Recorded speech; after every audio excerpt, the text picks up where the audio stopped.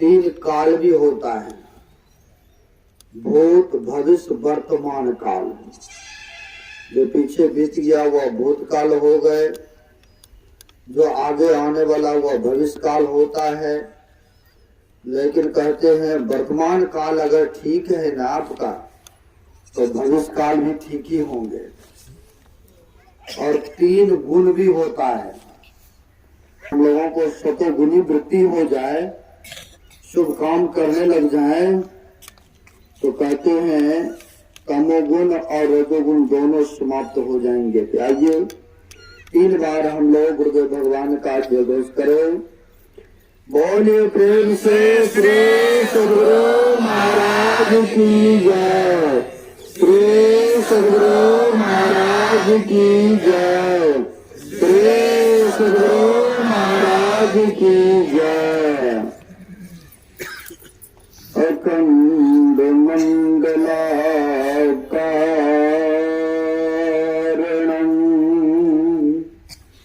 व्याप्तन येन चराचरम्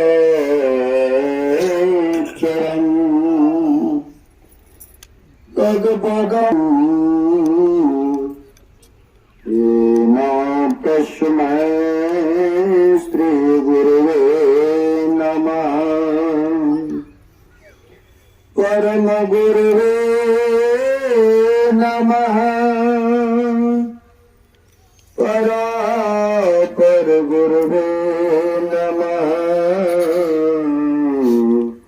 परमात्मा गुरुवे नमः,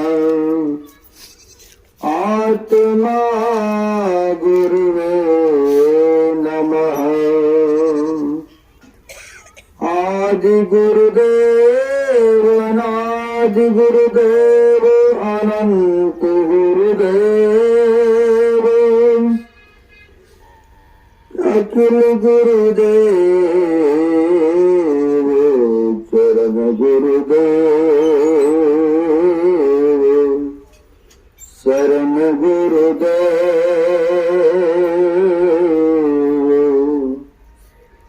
श्री गुरु महाराज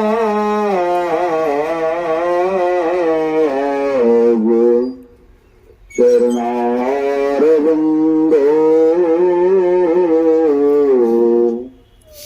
नमो नमस्तुते। श्री गुरु महाराज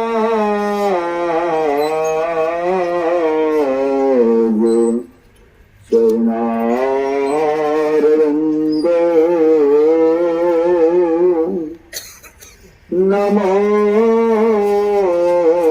नमस्तुते। प्रातः स्मरणे अनुश्री घोषित परमाराध्य संत सद्गुरु महाराज के पाद पद्मों में असंख्य असंख्य बार नमन है। तीर्थों को भी पावन करने वाले मंचस्थ पूज्य साधु चरण, आए हुए सदगुरु के सद्भक्तगण सबों को नमन है। हम आप जत्र तत्र से सर्वे मूसो बाबू के स्वपरिवार प्रत्येक वर्ष यह सत्संग और भंडारा का आयोजन रखते हैं। इस वर्ष भी बड़े खुशी उल्लास के साथ यह सत्संग का आयोजन रखे हैं। बड़े में पुण्य का काम किए।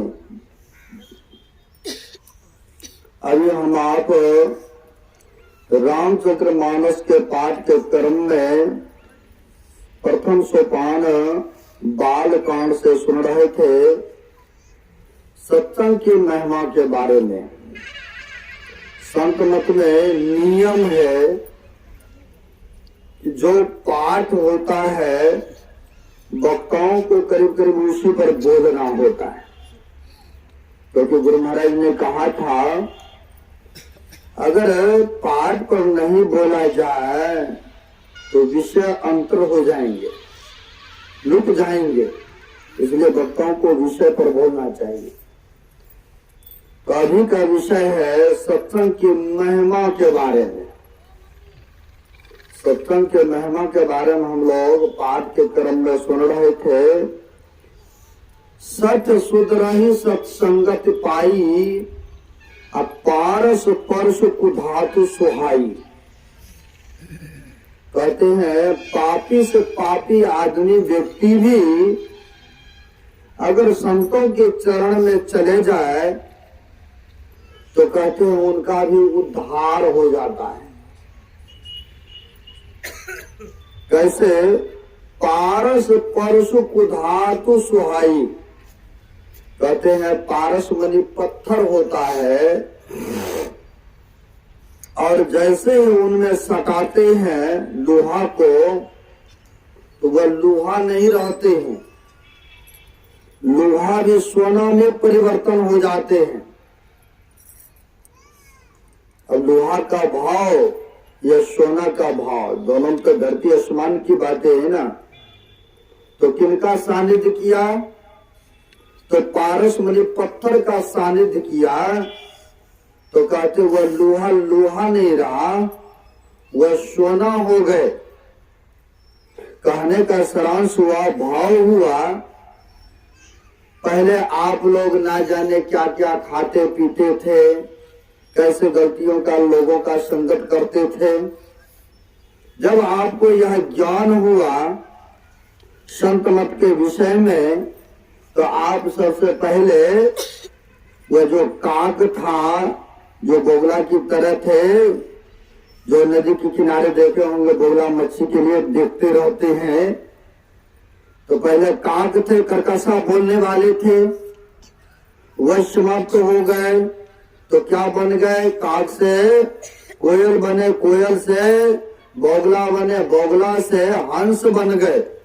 यानी पहले कटुवादी थे अब मधुरभाषी हो गए। पहले हिंसा करते थे अब जीवों पर दया करने लग गए। ये कहाँ जाने से हुआ? तो सत्संग में जाने से हुआ। यानी सत्य सुधरहि सत्संगति पाई। अच्छे सज्जनों का संगति आपको मिला तो आप सुधर गए, अच्छे सज्जन व्यक्ति बन गए। अभी इसी बगल में आश्रम के पास में जयसवाल परिवार में से अपनी जगह पर ले गए थे। जब दीक्षा देकर के लौटे तो देखे तो बड़ी गड्ढा था। तो मैंने पूछा कि पानी तो इसमें बहुत आ गए होंगे, ये धार स्रोत है? कहा महाराज यहाँ तक पानी हो गए थे, पिलर तक। तो मैंने कहा तो बहुत ज्यादा, फिर तो मिट्टी भरेंगे, बहुत खर्चा है। बोला हाँ वो तो है लेकिन ठीक ठाक जगह है। दूसरे एक व्यक्ति था, लड़का था जुआ, कहा पानी आया तो बहुत बढ़िया हुआ। मैंने कहा कौन से बढ़िया हुआ? कितने के भाई घर दह गए, कितने सामान बच गए। तो कहा बाबा नहीं जानते हैं, पानी जब आया ना तो मछली मारने में बड़ी आनंद मिला। युवक ने बोला, मैं कहा बाबा खाने के लिए तेरे को और सामग्री नहीं है? तो कहा मछली बहुत मारे और मार भी रहा इस पार में बहुत देखे होंगे, है ना। तो देखिए सोच अलग अलग व्यक्ति का हो जाते हैं, है ना। तो कहते हैं अगर आपको सज्जन व्यक्ति मिल गए तो आप हिंसा नहीं करते हैं। आप एक सज्जन व्यक्ति बन गए, धार्मिक व्यक्ति हो गए तो कहाँ जाने से हुआ? तो कहते सत्य सुधरहि सत्संगति पाई। यानी अच्छे सज्जनों का संगति मिला तो आप भी एक अच्छे सज्जन व्यक्ति बन गए, धार्मिक बन गए। तो और नानक देव जी महाराज ने बड़ा अच्छा कहने की कृपा किए हैं। संत शरण जो जन पड़े सो जन उद्रण हार, असंत की निंदा नानका बहुरी बहुरी ले अवतार। कहते संत के शरण में जो चले गए उनका तो उद्धार ही उद्धार है, कल्याण ही कल्याण है। लेकिन कहते संत की निंदा नानका बहुरी बहुरी ले अवतार। संतों की निंदा करते हैं, चुगलियां करते हैं तो लो फिर जन्म लेते रहो, मरते रहो, जन्म लेते रहो। किसी का हम कहीं परोपकार नहीं कर सकते हैं। तो किसी का हम स्तुति नहीं कर सकते हैं, किसी का हम गुणगान नहीं कर सकते हैं, तो निंदा भी तो नहीं करना चाहिए ना। लेकिन कुछ व्यक्ति ऐसे भी हैं, दूसरे को कमी को निकालते हैं और दूसरे को कौन कहे। आज पता लगा आपके मोहल्ले में, आपके शहर में आज से लगभग 2-4-5 साल से हम आते हैं और आप लोग बड़े श्रद्धालु हैं, सत्संग भी कराते हैं, बुलाते भी हैं। और जिनको होता है आग्रह करते हैं तो दीक्षा ग्रहण भी, गुरु ज्ञान भी प्राप्त करते हैं। अपना ज्ञान तो देते नहीं है, अपनी मन से तो देते नहीं है। कुछ व्यक्ति आज ऐसे बता रहे थे, पिछले साल आपका चर्चा चल रहा था महाराज जी। मैंने कहा क्या चर्चा चल रहा था भाई? कहा ये महात्मा कहाँ से आए हैं? पंजाब से। और जो भी भक्त बुलाते घरे घर सत्संग भी करते हैं और जो भी कोई कहते तो उसको दीक्षा भी देते हैं। पता नहीं अपने मन से देते हैं। लेकिन आपको बता दो, शायद आपको परिचय नहीं है, हम तो गुरु महाराज की असीम कृपा है। दीक्षा हमने महर्षि संत परमहंस जी महाराज से ग्रहण की है। लेकिन साई स्वामी जी महाराज को बड़ी कृपा रहा है, अपने हाथों से सेवा भी करने का अवसर लगा, रोटियां भी बना के खिलाने का मौका लगा है। और उन्हीं का देन है जो कि 2009 में ही दीक्षा देने का आदेश भी हमें मिला है। अपने मनमानी संत मत में नहीं, कहते गुरु आज्ञा माने नहीं, अब गुरु ही लगावे दोष है। अब ताका कभी न पावे मोक्ष, कभी मोक्ष वो नहीं पा सकता है। गुरु का है निंदक जग में दुखी, अब कभी न पावे मोक्ष। कहते गुरु का आज्ञा अगर नहीं मानेंगे तो यह संसार में प्रतिष्ठा पाना तो दूर की बात है, मोक्ष पाना तो बहुत दूर की बात रहे, है ना। तो गुरु की आज्ञा का पालन करने हेतु 2009 में ही लेटर पैड पर महर्षि साई स्वामी जी महाराज को चौधरानी जी महाराज सत्यानंद स्वामी लिख करके दिए और तभी हम आज्ञा का पालन करते।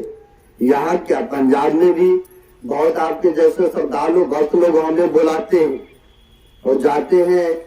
कई तो पंजाबी भी लिया, हमसे जुड़ा, दीक्षा नाम धन ग्रहण किए, है ना। तो दूसरे संप्रदाय के लोग देखने को मिलता है, दूसरे संस्थाओं को अपना रुपया पैसा खर्चा कर करके भी धर्म का प्रचार करते हैं व्यक्ति।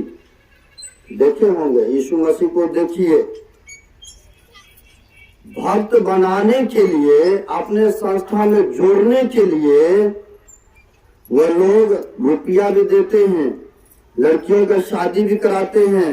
अगर घर मकान नहीं बना तो कुछ न कुछ रुपया भी देते हैं। अब इतना सुविधा देंगे तो ऑटोमेटिक है ना लोग जुड़ेंगे और जुड़ते हैं।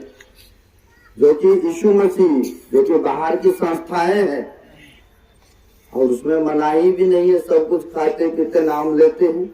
किंतु अपने संत मत में तो नियमावली है, 6 महीना पूर्व से मांस मच्छी अंडा गंदा शराब छोड़े हैं और जीवन में कभी नहीं खाएंगे पिएंगे तभी उनको मिलते। और हमने तो गुरु महाराज का ज्ञान का प्रसाद वितरण करते हैं। जो भी भक्त श्रद्धा से बुलाते हैं, अररिया जिला में बहुत ज्यादा प्रोग्राम है, वहाँ भी बहुत श्रद्धालु भक्त हैं, बहुत बुलाते हैं। लेकिन कुछ व्यक्ति का ऐसा हुआ कि अपने मर्जी से देते हैं, है ना। आज हमें जो सुनने मिला आपकी ये शहर में जो चर्चाएं चला था, इसलिए मैंने थोड़ा सा परिचय दिया। देना नहीं चाह रहे थे, फिर भी देने से कुछ श्रद्धा उपजते हैं, जो कमी दिल में होते हैं वह मिट जाते, है ना। अपनी मन मर्जी हम कुछ नहीं कर सकते, ये तो गुरु महाराज की प्रेरणा है। प्रचार प्रसार के लिए तो यूपी से होते हुए, इलाहाबाद से होते हुए करते, सासाराम करते हुए आ रहे। लेकिन मेरे मन में हुआ कि गुरु महाराज का ज्ञान है, चलो 9 महीने तो हम तो पंजाब क्षेत्र में रहते ही है। वहां पर गुरु महाराज की जो है जन्म तिथि भी बड़े धूमधाम से मनाते हैं, गुरु पूर्णिमा भी मनाते हैं। 20 दिसंबर का महर्षि संत परमहंस जी महाराज का जन्म उत्सव भी मनाते हैं और सत्संग भी करते रहते हैं। तो सोचे वहां पर तो 9 महीना रहना ही होता है, 2-3 महीना जहाँ जन्म स्थली है, बिहार प्रांत आपके ही जिला भागलपुर जन्म स्थान भी है, सबको पता नहीं होगा तो फिर भी मैं पता दे रहा हूँ। जन्म तो यहाँ रहा लेकिन कर्म वहाँ की है। जो कोई गए होंगे हमारे आश्रम देखे भी होंगे, सरदे रामाकार बाबू है और भी है, सब गए हैं देखे हैं कैसा विशाल है। वैसा पंजाब भर में नहीं है जहाँ रहते हैं, है तो छोटे स्थान में लेकिन ठीक ठाक है। गुरु महाराज का सिंह कृपा है। महर्षि साई स्वामी जी महाराज, हरिनंदन जी महाराज कितने बार बुलाए, कितने बार वहां पर सत्संग कराए। 2013 में अखिल भारती भी कराए वहां पर। यानी गुरु महाराज की विशेष कृपा रहा है, सभी महापुरुषों का आगमन पदार्पण हुआ। यानी हमारी भी इच्छा हुआ कि चलते हैं, जन्मभूमि है, बिहार प्रांत है, अब बहुत ऐसे जुड़े हुए हैं, इच्छा होते हैं कि यहाँ से बाबा को बुलाएं पंजाब से, और बुलाते हैं तो 2-3 महीना के लिए हम लोग आते हैं प्रचार प्रसार के लिए। लेकिन कुछ के मन में होता है ये कौन महात्मा है, कहाँ से है, नहीं है, ये पगड़ी वाले हैं। जो जानते हैं तो वो तो जानते हैं कि संत मत के प्रचार प्रसार कर रहे हैं, और जो नहीं जानते तो चर्चा के विषय बनता है। खैर कोई बात नहीं है, सबकी सोचें अलग अलग, लेकिन अपने मर्जी से हम कुछ नहीं, कोई हम लोगों का फरमाइश नहीं है। कई व्यक्ति तो कहते हैं महाराज आपकी सत्संग करने में क्या खर्चा लगेंगे, क्या सब देना पड़ता है। भाई हम बोलते कुछ नहीं, जो आपकी श्रद्धा है, जो खिलाओगे सब तो हम खाने के लिए तैयार है। लेकिन दूसरे सब भी ऐसा देखने को मिलता है, पहली फरमाइश भाई ये चीज लगेगा, ये चीज खाना में लगेगा, इतना तेल देना पड़ेगा, अपना कोई नहीं। गुरु महाराज के ज्ञान का प्रसार प्रसार करना है, जहाँ तक जानकारियां हैं लोगों के बीच में बांटना है, हमारी ये इच्छा है। हालांकि हम वहाँ बैठ कर खाएंगे, 4-5 साधु बाबा रहते हर वक्त, अभी भी वहाँ पर है, इतने आए हैं बैठ के खाते रहेंगे। गुरु महाराज के पास ऐसा प्यार प्रेम भक्तों में बना है, सब आते रहते सेवा के लिए देते रहते क्यों, तो विचार बुद्धियां वैसी व्यवहार है तब भक्तों के ऐसा आगमन होता है। खैर तो हम कह रहे थे सत्संग से, संत महापुरुषों के चरणों में आने से बहुत बड़ा लाभ होता है। आप कहेंगे क्या लाभ होता है सत्संग में, साधु बाबा के चरण में जाने से? पंजाब में हो गए 10 गुरु हो गए, और 10 गुरु में से पहला गुरु हुए गुरु नानक देव जी महाराज, बड़े उच्च कोटि के संत हुए, आप सबों को पता भी होगा। जो कि नानक देव जी महाराज अपने शिष्यों सेवकों के साथ यह ज्ञान का प्रचार प्रसार कर रहे थे। क्योंकि कहा है रामायण में, संत उदय संतत सुखकारी, अब 20 सुखद जिन इंदु तुम्हारी। संत महात्माओं का अवतरण लेना ही संसार के कल्याण के लिए होते हैं। जैसे सूर्य देवता निकलते हैं तो देखते हैं अंधकार नष्ट हो जाते हैं, प्रकाश ही प्रकाश दिखता है। इसलिए तो सबके उपकार के लिए उदय लेते हैं। कहते हैं इनका तो समय अंतर्गत है, बांटा हुआ है। चंद्रमा का रात में उदय होना, उनका भी समय निर्धारित है। लेकिन संत उदय संतत सुखकारी, विश्व सुख जिन इंदु तुम्हारी। संतों का जो उदय होता, अवतरण होता है, वह विश्व के लिए, कल्याण के लिए आते हैं। उसी प्रकार से गुरु नानक देव जी महाराज अपने बाला और मर्दाना शिष्य के साथ जो भी कोई भक्त लोग आमंत्रण देते थे, बुलाते थे, तो उनके घर पर जा जाके सत्संग का प्रचार करते थे, और प्रसादादि को श्रद्धा से जो भी खिलाते थे, खाते थे। भक्तों को श्रद्धा होता था कि बुलाएं, और निमंत्रण भी देते रहे। कई यहाँ पर भक्त बैठे हैं, बाबा हमारे यहाँ दीजिए समय। सुनने को मिलता है कि कई आदमी और से रिक्वेस्ट करते हैं, मुसभाव से आ जाते कहते हैं, लेकिन समय ही नहीं है, दिया हुआ है अप्रैल तक। अब खैर श्रद्धा होते हैं। अब उसी तरह से नानक देव जी महाराज को आमंत्रण किए एक भक्तों ने, बड़ी श्रद्धा के साथ इसी तरह से पंडाल लगाए, और कहीं कहीं होता है 2 दिन का सत्संग होता है, कहीं कहीं 1 दिन का होता है, कहीं कहीं सप्ताह ध्यान अभ्यास सत्संग होता है।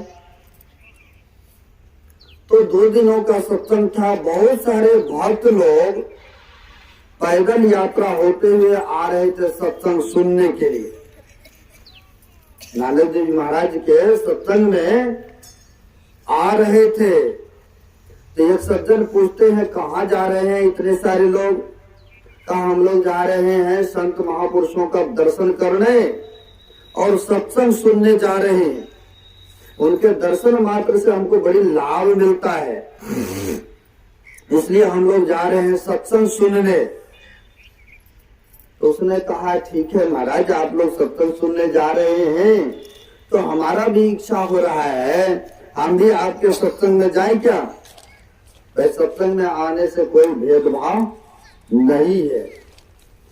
कोई भी किसी भी संप्रदाय के सत्संग में कोई भी जाते हैं, और कोई भी जाति पाति की आते जाते रहते हैं। कोई भी मनाही धर्म काम में नहीं होते।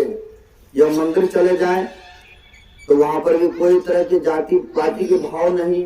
या गंगा जी में स्नान करने जाते हैं तो वहां भी कोई जाति वर्ण का भेदभाव नहीं होता। उसी प्रकार से सत्संग में भी कोई भी भेदभाव नहीं होते।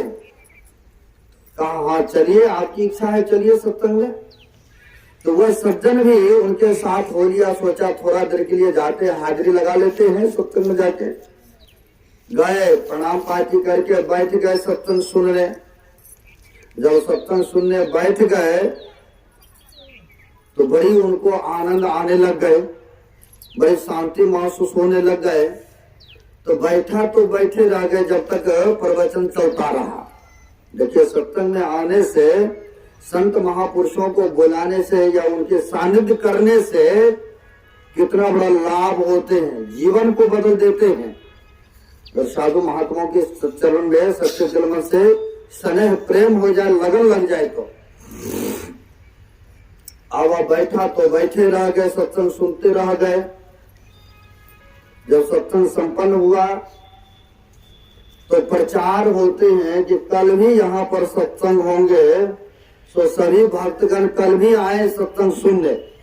ये प्रचार होंगे, जैसे सलेंद्र बाबू के यहाँ कल भी सत्संग है दोनों पालीन का, तो प्रचार किए जाएंगे।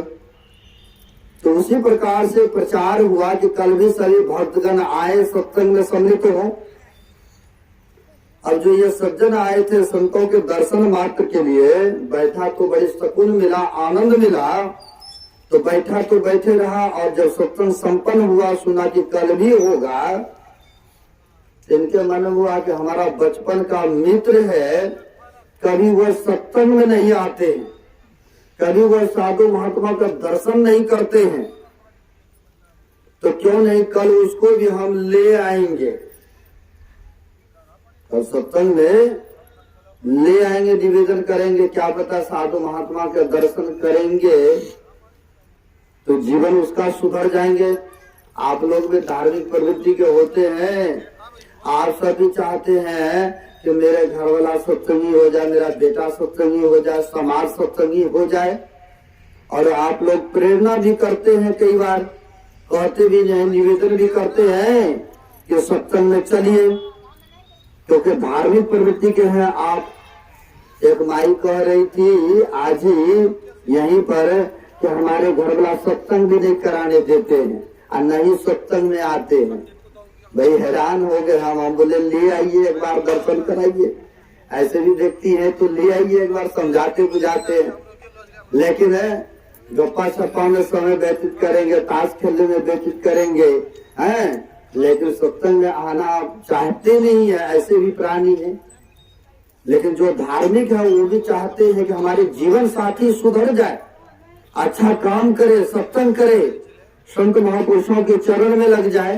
क्योंकि सोच उनकी अच्छी हो चुका तो वह अच्छे ही सोचेंगे, परोपकारी सोचेंगे लोगों के लिए, दूसरे के लिए भी।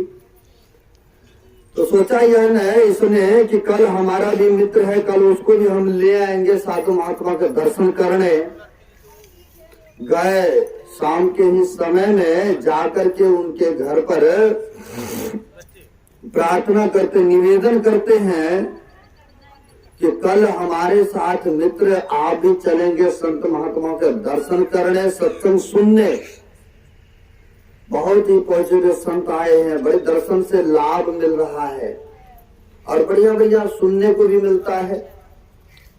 कहीं कहीं भंडारा होता है तो कहते खाने को भी मिलता है। ऐसा देखने को मिलता है, यहाँ भी खाने का प्रबंध किया है ना। खैर प्रसाद है, ग्रहण करना ही चाहिए। निवेदन करते हैं, प्रार्थना करते हैं कि आप हमारे साथ कल सुबह चलेंगे सत्संग सुनने। तो वह उल्टी जवाब, जिसकी उल्टी खोपड़ी उल्टी सोच होते हैं, उल्टी ही बातें करते हैं। कहा सत्संग में जाने से क्या फायदा होता है, क्या लाभ होता है? सुनेंगे ध्यान से, ज्यादा समय नहीं लूंगा, 5 मिनट ही है, ज्यादा नहीं लूंगा। तो कहते वह लोग, वो जो थे मित्र, उनका कहा सत्संग में जाने से क्या फायदा, कुछ लाभ है क्या? और काम रोजगार मेहनत करेंगे, दुकानदारी करेंगे तो कुछ ना कुछ फायदा होगा, लाभ होगा। और साधु महात्माओं के पास जाने से क्या फायदा है भाई? हर एक आदमी कोई ना कोई काम करते तो लाभ देखते, फायदा देखते हैं पहले।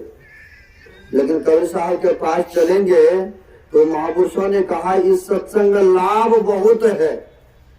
अब देखिए थोड़ा नहीं, कबीर साहब कहते हैं लाभ बहुत है, लेकिन मूर्ख जन कोई सार न जन है, और सत्संग में अमृत वर्ष है। जिनको संस्कार ही नहीं है, उनको पता नहीं कि सत्संग में अमृत की बारिश हो रही है, सत्संग में जाने से कितना बड़ा लाभ होता है। तो कहते हैं कि मित्र चलिए में बहुत लोग आते हैं सत्संग सुनने, क्या रखा है, एक दिन काम नहीं करेंगे तो क्या होगा, चलिए कल सत्संग सुनने चलते हैं। बहुत निवेदन किए, बहुत आग्रह किए, बहुत आग्रह करने के बाद अच्छा ठीक है सुबह होंगे तो देख लेंगे। इतना आश्वासन मिलता है। अपने अपने घरों में चले गए।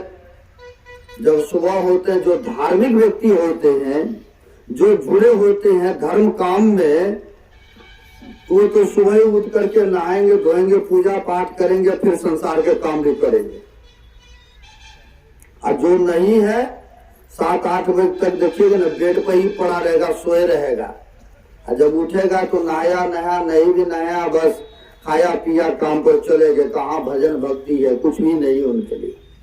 ऐसा भी बहुत देखने को मिलता है। खैर अब होता क्या है, जो धार्मिक व्यक्ति थे वह नहा धो करके फ्रेश होकर के जल्दी आ गए, क्योंकि उनको सत्संग में जाना है। आगे उस मित्र के घर पर जब आए हैं तो देखते अभी तक सो ही रहा है, तब तक सो ही रहा है। इन्होंने जगाया, कहा मित्र हम लोगों को सत्संग में जाना है, अभी तक सो रहे हो।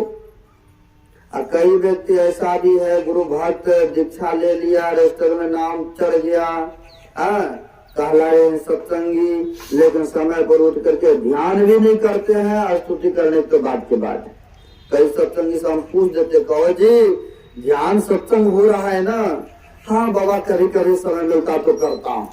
अब लो ये नहीं कहता कि कभी कभी भोजन करता हूँ, ये नहीं कहता है। भोजन तो टाइमली चाहिए ने, लेकिन भजन पीछा हो जाए तो हो जाए, ऐसा भी देखते। खैर अब होता क्या है, ये सो रहा है, इनको जबरन उठाते हैं कि मित्र चलना है सत्संग सुनने। उठाया, तैयार किया, दोनों व्यक्ति चले पैदल यात्रा होते हुए सत्संग सुनने। चौराहे पर देखते क्या है, बहुत सारे लोग इकट्ठा हो पड़ा है, बहुत सारे लोग एकत्र पड़ा है, घेर करके खड़े। तो बगल से गुजर रहे थे तो मित्र से कहते हैं, मित्र मैं थोड़ा देख के आता हूँ, बहुत लोग इकट्ठा है, आखिर बात क्या है? आप लोग कई बार कहीं जाना आना करते हैं तो कई बार देखते हैं कि कई आदमी एक जगह इकट्ठा होता है, तो पूछते हैं एक दूसरे से, आखिर बात क्या है, इतना लोग पब्लिक इकट्ठा है, आखिर कुछ ना कुछ तो कारण होगा तब ना एकत्र हुआ है ना। ऐसा भी पूछते हैं, जिज्ञासा करते हैं। यह मित्र कहते हैं, मित्र मैं थोड़ा देख के आऊं, क्या बात है, इतना पब्लिक है। तो कहा जल्दी आ जाना, जा रहे हो तो, क्योंकि सत्संग में जाना है, समय होते जा रहा है। कहा जिनको इच्छा करे अंदर से कि हमें सत्संग में जाना है, हमें साधु महात्मा का दर्शन करना है, तो समझिए कि उसके ऊपर ईश्वर की विशेष कृपा है। अब अंदर से उत्साह जगते रहता है कि हम सत्संग में जाएं, साधु महात्मा का दर्शन करें, सेवा करें। आज जिसको वो क्या कुछ नहीं है, छोड़ो ऐसे, तो समझिए कि प्रारब्ध के उसके ऊपर ना पाप लदा पड़ा है, पाप रूपी बोझ पड़ा है। इसीलिए उसको संत महात्मा के चरण जाना, सत्संग में आना उनके लिए अच्छा प्रिय नहीं लगता है। क्योंकि कहा है रामायण में, पूर्व जन्म के पाप से हरि चर्चा नहीं सुहाय, जैसे ज्वर के ताप से भोजन की रुचि जाए। कहते जिसको प्रारब्ध की पाप है ना सिर पर लगा हुआ, उनको हरि चर्चा सत्संग कथा प्रिय नहीं लगते हैं। इस प्रकार जैसे ज्वर के ताप से, जैसे किसी को फीवर आ जाए, जिसको कहते हैं बुखार आ जाना, तापमान हो जाना, और जिसके अंदर में तापमान हो जाते हैं, अंदर से गड़बड़ हो गया, तबीयत ठीक नहीं है, बढ़िया से बढ़िया भी भोजन बना के देते हैं तो कहता नहीं ठीक नहीं है, हमारा तबीयत नहीं, खाने की इच्छा हो रहा है, ऐसा देखते हैं। क्योंकि उनको अंदर में फीवर है, इसीलिए उनको बढ़िया बढ़िया भोजन भी ठीक नहीं लगता है। उदाहरण में दिया है कि हरि चर्चा पास में होते रहेगा, लेकिन व्यक्ति आकर के बैठेगा नहीं सत्संग में। क्यों नहीं बैठेगा? उनके ऊपर सिर पर पाप लगा पड़ा है, इसलिए उनको अच्छा प्रिय नहीं लगता है। आप फॉर्मेलिटी के लिए आया, हाजिरी लगाया और चलते बने, अलग बात है, लेकिन बैठ करके जिंदगी भर तो काम करना ही है। यह अवसर बार बार नहीं मिलेगा। आप नहीं भी रहेंगे फिर भी संसार का काम चलेगा, लेकिन आप भजन नहीं करेंगे तो यह नहीं चलने वाला है कि आपके बदले पोता नाती बेटा कर देंगे भक्ति भजन, ध्यान सुमरन जब कर देगा तो मिलेगा। ऐसा नहीं है। जैसे आप भोजन करते तो दूसरे का पेट नहीं भरता है, स्वयं आप खाते हैं, ग्रहण करते, तब आपको शांति मिलता है। उसी प्रकार से आप भजन सुमरन करेंगे तब मिलेगा। अब होता क्या है, गए वहां पर देखने के लिए तो बहुत लोग एकत्र थे, इकट्ठ पड़ा हुआ था। तो वहां पर क्या हो रहा था, खेल तमाशा है, भालू बंदरों का दिखा रहा था मदारी लोग। अब ये भी बीच में गया और खड़े खड़े देखने लग गए।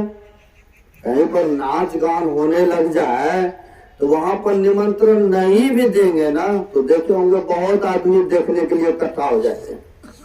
क्यों? तो इस आंख क्या है, जब सत्संग में आइएगा तो पता चलेगा किसका क्या विषय है। यह भी रूप विषय होता है। जो आंख को प्रिय लगता है तो बार बार मानस पटल पर घूमता है। जब ध्यान सत्संग करेंगे तब पता चलेगा। तो कहते ये भी एक रूप विषय है, शब्द विषय। शब्द सुनने में प्रिय लगता है तो बार बार इच्छा होता है कि वह शब्द को सुने।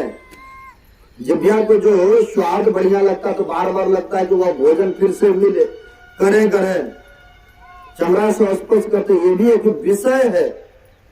उधर नहीं जाना चाहता हूँ। अब आंख को देखने में लग रहा है बढ़िया, वहां पर कोई बिस्तरा नहीं है, ऊपर से धूप आ रही है, फिर भी वहां पर कोई टेंट नहीं है, फिर भी खड़े से मजे से लोग देखने में मशगूल रहते हैं। लेकिन सत्संग में कहीं जाने के लिए, बैठने के लिए भी दिया है, और ऊपर से धूप ना लगे तो ऊपर से शमियाना भी डाले हैं, लेकिन फिर भी पब्लिक नहीं पहुंच पाते हैं। अब यह गए वहां पर देखने लग गए। यह मित्र देख रहा है कि चलेंगे सत्संग सुनने, अभी तक आ नहीं रहा है।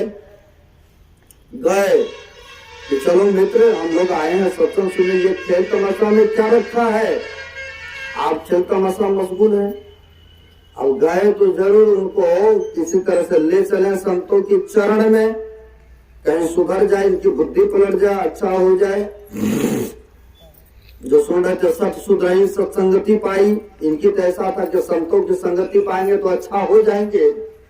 अब उल्टी जवाब मिलता है उधर से, क्या मित्र आप तो हाथ धो करके मेरे पीछे पड़ गए हैं, इतने लोग देख रहा है, इनको भी तो सत्संग में जाना चाहिए ना।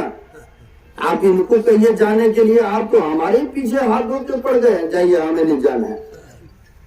अब लो, जिन पर जिसको प्यार प्रेम है तो दबाव उसी पर न दिया जाता है? अब जैसे हमारे सरदेव लालो बाबू को पिछले साल बोले थे कि जुड़ जाइए, इन पर अधिकार हुआ, हमें बड़ी प्रेम रहा, तो आपकी बार जुड़ भी गए 100 परिवार, और भी जुड़े 5-7 आदमी गुरु महाराज के चरण में, बड़ी खुशी हुआ। अब जो है जिन पर जिनको अधिकार है उसी को तो जबरन कर सकता है ना। तो कहा कि देखो मित्र, आप हमारे मित्र हो, तुम पर हमारा अधिकार है, और आप दूसरे को क्या लेना देना है। आप चलो सत्संग में आए हैं, सत्संग सुनने जा रहे हैं ना, तो फिर ये कहा नहीं नहीं हमें नहीं जाना है, जाइए, आपको जाना तो जाइए। अब ये 2 बार जब मुंह जमार के बोल देंगे तो फिर चलो ठीक है, नहीं जाना तो कोई बात।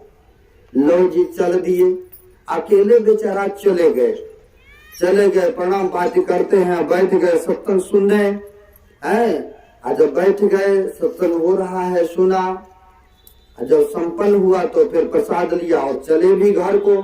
इधर से जो वो मित्र था जो खेल तमाशा देख करके लौट रहा था, रास्ते में ही जाते जाते एक घड़ा जमीन के अंदर में गाड़ा हुआ मिला, और जब देखा तो उसको निकाला तो उसमें विभूति भरा हुआ था, राग जिसको बोलते भरा पड़ा था। अब उसको नीचे में ये डोला उल्टाया तो देखा उसमें एक सोने की सिक्का मिल गया। जो देख रहा था खेल तमाशा इनको मिला, बड़ा खुश हुआ, बिना कमाए धन मिल गए तो बड़ी आनंद की बात है। अब तो इनको रह नहीं हुआ, मन में हुआ कि मैं जाता हूँ, मित्र को पहले बोलेंगे आप सत्संग में गए तो आपको क्या लाभ हुआ, और हमारे साथ में रहते तो बेशक मिला हम ही को था, तो इनमें से 50% यानी आधा आपको भी बांट के देते। अब वो मित्र उधर से सत्संग सुन के आ रहे थे, साधु महात्मा का दर्शन करके आ रहे थे, पैदल यात्रा करते हुए। हुआ क्या, रास्ते में ही एक कील उनके पैर में चुभ गए, जिसको कांटी कहते हैं, पैर में चुभ गए, सुराख हो गए, रक्त निकल गए, ब्लड निकल गए। अब पट्टी शट्टी बांध के बेचारा किसी तरह से घर तक पहुंचे। अब घर तक पहुंचे तो वो जिनको मिला था सोने के सिक्का, वो बड़ी खुशी पहले अपने घर नहीं जा करके ताना मारने के लिए चले गए मित्र के घर में, और मित्र के घर में जाके कहते हैं, मित्र आप सत्संग में गए, साधु महात्मा का दर्शन किए, तो आपको क्या फायदा हुआ, लाभ हुआ। अगर मेरे साथ होते, बेशक मिला हम ही को था, ये देखो सोने के सिक्का मिला, लेकिन इनमें से आधा बांट के आपको भी देता, लेकिन अब कुछ नहीं दूंगा मैं आपको अब मैं नहीं दूंगा, क्योंकि मेरे साथ नहीं थे ना, बेशक मित्र थे, मित्र के जगह पर। अब बेचारा के मन में गलानी होने लग गए कि साधु महात्मा का दर्शन करें हम, जहां तक हो सकता है तन से, मन से, धन से उपकार करता हूं मैं, और गए सत्संग सुनने हम, और दर्शन किया साधु महात्मा का, हमने मिलना तो हमको चाहिए ना, क्योंकि शुभ काम हम करते हैं ना, पुण्य काम हम करते। ये तो ना जाने जुआ खेलते हैं, शराब पीते हैं, कहाँ जाते हैं, क्या क्या कर्मों को करते हैं। ये परमात्मा का विधि का विधान भी ना बड़ी उल्टा है, ये ठीक नहीं है। कई बार सत्संग प्रेमी भी कहते हैं, इतना ध्यान भजन सत्संग करता फिर भी शारीरिक रोग बहुत आते हैं। अब वो लोग खाते पीते हैं, झूठ परे बोलते हैं, फिर भी वो देखिए कितना बढ़िया है। भाई प्रारब्ध की जिसकी कमाई है उनको अभी मिल रहा है, जो अभी कमाई करेंगे आगे चल करके फलीभूत होगा, पर घबराना नहीं चाहिए भक्तों को। अब इनके मन में होने लगा कि शुभ काम मैंने किया, पुण्य कर्म मैंने किया, तो मिलना तो हमें चाहिए, ये उल्टी बात है। ये ठीक नहीं हुआ मेरे साथ, है ना, ये ठीक नहीं हुआ। जैसे बता रहे थे हमारे जगन्नाथ बाबा के सत्संग कर रहे थे, भक्त था, वास्तव में बड़ी श्रद्धालु भक्त था, दिल्ली में है, दिल्ली में डेथ किया, उनकी बेटा बेटी सब सत्संग ध्यान करना ही छोड़ दिया, ऐसा भी देखने को मिलता है। लेकिन कौन जानता है कब किसके साथ कौन सी घटना घटित हो। क्यों नहीं कहते हैं कि हमें चलो ऐसा होगा तो हम भोजन करना छोड़ दें, या वस्त्र पहनना छोड़ दें, या मकान के अंदर रहना छोड़ दें, चलते हैं खाली और कम में, ऐसा नहीं सोचते हैं। हाँ, भजन करना छोड़ देंगे बोलो, भाई भगवान को कुछ करने वाला घटने वाला नहीं है। समुद्र से चाहो, आप लोग नदी के किनारे रहते हो, चाहो 10 बाल्टी पानी निकाल लो, चाहो 10 बाल्टी पानी और उसमें डाल दो, उसको घटने बढ़ने का कोई फर्क नहीं पड़ने वाला है। गुरु महाराज के भी भक्त बहुत संसार में देश विदेश में, करोगे तो आपको मिलेगा भाई, नहीं करोगे तो कोई बात नहीं है। लेकिन संत महात्मा का काम है समझाना, हम लोग फिर भी समझाते हैं, बड़े प्रेम से बात करते, कहा कोई बात नहीं, समय आएगा तो करेंगे महाराज, हम छोड़े भी नहीं है, लेकिन करबो नहीं करते हम कुछ हो, है ना, ऐसा उसकी जवाब मिलता है। खैर, अब इनके मन में चला जो शुभ काम किया उसको दुख, पैर में कील चुभा है ना, पीड़ा हो रहा है, सोचा पूछेंगे उसी महापुरुष से कैसा उल्टा क्यों हुआ। निंगराते निंगराते चले अब नानक देव जी महाराज के पास पूछने के लिए। अब वहां पर गए, जाकर के पैरवा को आगे रख दिए, कहा महाराज आपका सत्संग का, आपका दर्शन का यही फल है। आप तो कहते हैं संत महात्मा का दर्शन करने से दुख टल जाता है, कहते हैं ना, संत दर्श को जाइए तजिए माया मोह अभिमान, जो पग आगे धरे कोटि तीर्थ यज्ञ समान है, उनकी फलों की प्राप्ति होता है साधु महात्मा के दर्शन करने से। किंतु यहाँ तो हमको हानि ही हानि हुआ, ये देखिए पैर में। और हमारा मित्र था, उसको भी लेके आ रहे थे, लेकिन यहाँ तक नहीं पहुंच पाया, जब लौटा तो उनको धन मिल गए और हमको देखिए दुख मिला। आप कहते सुख मिलता है, शांति मिलता है, लेकिन उल्टा है महाराज, ये क्यों हुआ। आप तो जाने जान है, भूत भविष्य वर्तमान की बातों को जानते हैं, आप बताने की कृपा कीजिए। संत जो होते दया के सागर होते हैं, कहा ठीक है जानना चाहते हो बात तो सुनो, मैं जो देख रहा हूं तुमको मैं बता रहा हूं। वो जो तुम्हारा मित्र है, अगर वह शुभ काम करते, संत महापुरुषों के दर्शन प्रसन्न करते रहते तो उनको बहुत सारे धन मिलना था, लेकिन वह गलत स्थान में जा करके गलत कामों को कर करके, गलत कर्मों को कर करके अपनी किस्मत को जला करके भस्म कर दिया है। किंतु आज अच्छी भावना से आ रहा था, सबके सब जला करके तो भस्म कर दिया, लेकिन आज आ रहा था अच्छी भावना से, गलत काम नहीं किया।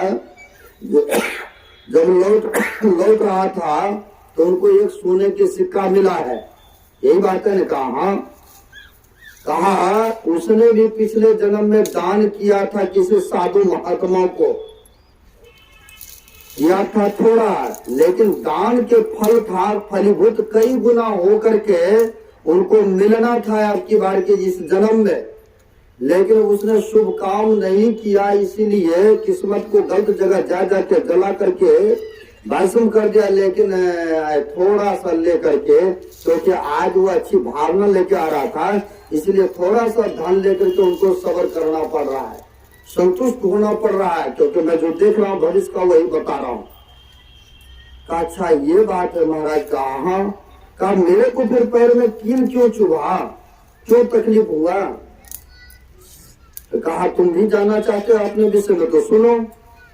कहा तुम 2 दिनों से मेरे पास आ रहे हो सत्संग सुनने, मेरे दर्शन करने आ रहे हो, अगर तुम आज नहीं आए होते मेरे चरण में, मेरे सत्संग में, तो तुम्हारी मृत्यु था मृत्यु, लेकिन मैंने थोड़ी सी कील चुभा करके तुम्हें जीवन दान दे दिया। तुम्हें मैंने जीवन दान दे दिया हूँ ताकि कुछ वर्ष तक और तुम रहेगा इस संसार में, ध्यान सत्संग भजन करोगे तो बताइए सत्संग में आने के लाभ हुआ कि नहीं हुआ? तो संत महापुरुषों ने जो कहा था ये सत्संग में लाभ बहुत है, लाभ बहुत मिला कि नहीं मिला? अगर जीवन किसी का बदल जाए, जीवन दान मिल जाए तो इससे बढ़कर और लाभ क्या हो सकता है? अब किसी महापुरुषों ने और भी कहा है, सत्संग में लागी रहो रे भाई, अब तेरी बिगड़ी बात बन जाई। जो सत्संग में लग करके रहते हैं उनका जन्मों जन्मों का बिगड़ा बात भी बन जाता है।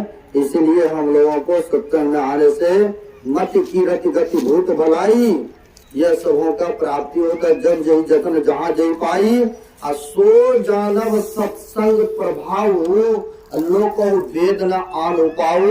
यह कहाँ से मिलता है? तो सत्संग में आने से मति कीर्ति यश का फैलता है। जैसे ये वीडियो देख रहे हैं आप लोग बैठे हैं, ये तो अभी बन रहा है। ये न जाने कितने वर्षों तक आप सबका दर्शन करेंगे देखेंगे। एक बार जो नेट पर जिसको बोलते चढ़ जाता है तो लोग देश विदेश का देखते रहते हैं। आप लोग आए हैं यहाँ पर ये तो अमर बनने के लिए आए हैं, कितने वर्षों तक देखते रहेंगे लोग। अब उसी तरह से सतगुरु के चरण में आए हैं, जो सत्संग करते हैं ध्यान करते हैं वह तेरे तापों से मुक्त हो जाते हैं। बुद्धि यश कीर्ति उनके फैलने लग जाते हैं, वह सज्जन व्यक्ति हो जाते हैं। कहने के लिए तो बहुत सारी बातें हैं।